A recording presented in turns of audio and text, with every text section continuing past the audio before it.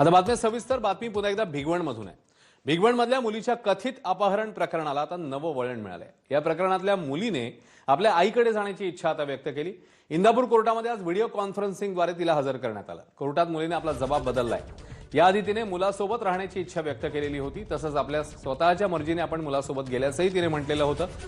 याआधी बारामती कोर्टात हजेरीनंतर मुलीला 5 दिवस पुनर्वसन केंद्रात ठेवण्यात आलं। त्यानंतर आज तिला कोर्टात हजर करण्यात आलं पुन्हा एकदा, तेव्हा तिने आईकडे जाण्याची इच्छा व्यक्त केली।